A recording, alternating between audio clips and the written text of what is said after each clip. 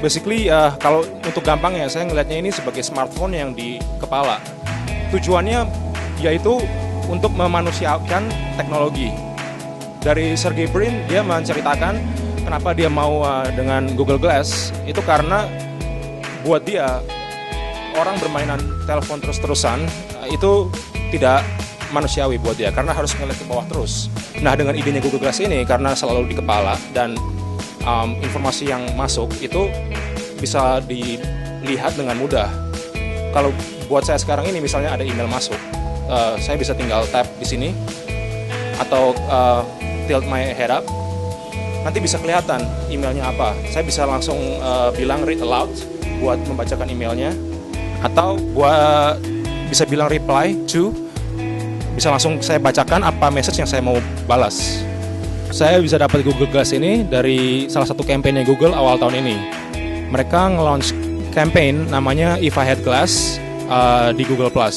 Jadi basically kita bisa kayak masukin ide mau pakai apa ya dengan Google Glass.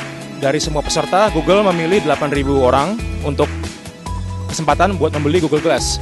Kebetulan saya salah satu yang bisa dibilang ya beruntung untuk mendapatkan. Meskipun saya sudah dapat hak untuk beli, itu harganya $1.500. Kameranya itu 5 megapiksel dan buat video 720p HD. Untuk audio dia menggunakan bone conduction transduction. Jadi buat lebih gampangnya bisa dibilang suara di kepala lah. Orang lain nggak bisa terlalu dengar kecuali benar-benar dekat dengan saya, tapi saya bisa dengar jelas menggunakan vibration. Displaynya itu kalau nggak salah 320 kali 640 pixel. Dan itu ya 16:9 wide angle, wide screen. Baterainya kalau misalnya digunakan dengan seharusnya, tidak dipakai buat video terus-terusan, itu mungkin sekitar 7-8 jam sehari. Nah, tapi kalau misalnya teman saya pernah ada yang coba, dia pakai buat video 40 menit terus-terusan sudah mati. Kalau buat saya ada beberapa ya yang saya sering ngerasa digunakan terus. Yang pertama, kamera sama video. Memang kedengarannya simple, tapi buat saya kalau misalnya saya bepergian jalan-jalan, itu jauh lebih bagus daripada pakai handphone atau kamera. Karena misalnya kalian sedang jalan-jalan terus ngelihat ada hal-hal yang menarik, mesti mengeluarkan handphone atau mengeluarkan kamera, itu momennya sudah hilang. Kalau dengan ini saya bisa tinggal bilang, nyalakan OK Glass, take a picture. Nah, saya baru ambil gambar kamu.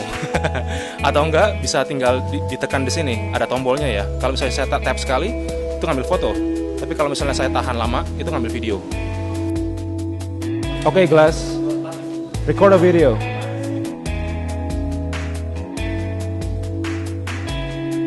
Salah satu lagi yang saya paling berguna itu GPS, directions. Jadi saya bisa bilang OK Glass, get directions to nama lokasi. Saya bisa ngelihat directions turn by turn di layar ini saya. Bahan ini dari titanium. Ini benar-benar fleksibel. Saya nggak takut begini-begini nih. Nah, di sini tapi ini weak spotnya. Banyak sekali yang patah di sini. Nah, Google karena ini memang sedang program uji coba ceritanya. Meskipun kita harus bayar, tapi bisa dibilang uji coba. Google bersedia untuk mengganti langsung tanpa biaya. Misalnya rusak tanpa bukan kesalahan kita tinggal kirim balik ke mereka bakal kirim yang baru langsung.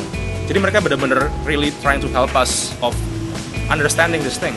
Oke, lensanya ini sebenarnya kalau saya beli Google Glass, ini dikasih dua visor ya, bisa saya pasang. Tapi itu buat gaya-gayaan aja.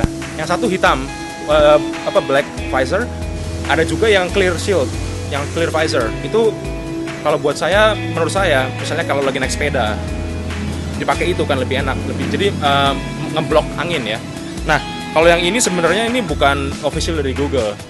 Ini kemarin saya kerjasama sama salah satu optik di Amerika, di Pennsylvania. Dia bersedia untuk membuatkan saya ini prescription lens ya, karena mata saya minus. Jadi ini sebenarnya ya, kalau bisa dilihat di bagian sininya ini ada skrup, dan ini bisa dicopot nih, bisa dicopot bagian ini.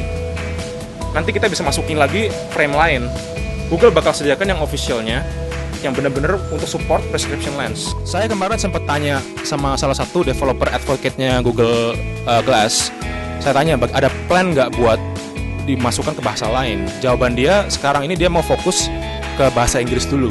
Karena untuk bahasa Inggris saja itu aksennya masih hanya bisa di-tag aksen Amerika. Ada beberapa teman saya yang aksennya Australia atau aksen Inggris, mereka they're having difficulty of issuing the command. Kalau misalnya saya dengar dari cerita-ceritanya Sergey Brin, mereka pengen semua orang pakai Google Glass. Mereka pengen Google Glass ini menggantikan kegunaan handphone.